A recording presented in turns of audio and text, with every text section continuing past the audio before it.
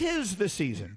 So our friend Frank Caliendo has been so fabulous with us throughout this football season, creating so many fun and memorable moments, that today we thought we would have Frank and ESPN presenting a very special edition of 'Twas the Night Before Christmas. Good morning, Mr. Caliendo.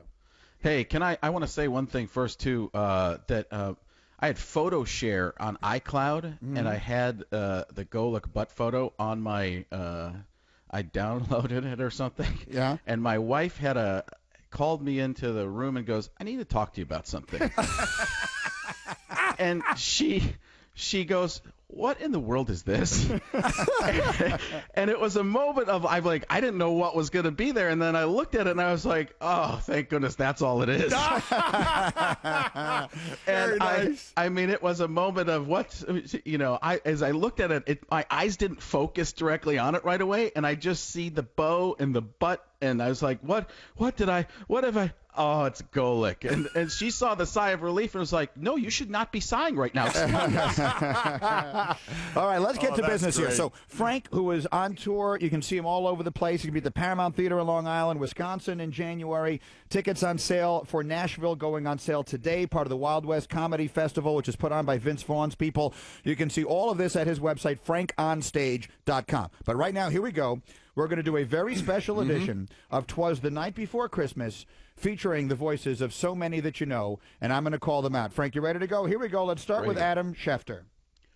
'Twas the night before Christmas, when all through the house not a creature was stirring, not even a mouse. The stockings were hung by the chimney with care. According to my sources, St. Nicholas was listed as probable, which soon would be there. Mike Ditka. The children nest all snug in their beds, while visions of sugar plums dance in their heads. Dancing sugar plums. Come on, man, stop it. And Mama in her kerchief and I in my cap had just settled down for a long winter's nap. You actually get a visual of me in pajamas if you think hard enough. Let's move on here. Mel Kiper Jr. When out the law there rose such a clatter, sprang to the bed to see what's the matter. Way the window, I flew like a flash, tore open the shutters with tremendous force, incredible agility, and threw up the sash. Stephen A. Smith. The moon on the breast of the new fallen snow gave an effervescent and vivacious tranquility to midday objects below, when what to my awestruck and marveling eyes should appear but a miniature air and snow travel vehicle and 8 utterly diminutive reindeer. John Gruden. With a little old driver so lively and quick, kind of like a Drew Brees type, man. I tell you what, I knew in a moment it had to be St. Nick. More rapid than Chip Kelly's Eagles offense. I love what he's doing there. His coursers, they came and whistled and shouted and called them by name. Chris Berman. No Dasher, no Dancer, no Prancer and Vixen. On Comet, on Cupid, on Donder and Blitzen. To the top of the porch, to the top of the wall. No dash away, dash away. Dash away all. Nobody circles the reindeer like the big man in red. Lou Holtz. As dry leaves that before the wild hurricane fly, wind the meet that obstacle back to the sky, and none of this makes sense. So up to the housetop the coursers they flew, with 8 sleighs full of toys and St. Nicholas too. Bill Walton. And then with a twinkling I heard on the roof the prancing and pawing of each little hoof as I drew in my head and was turning around.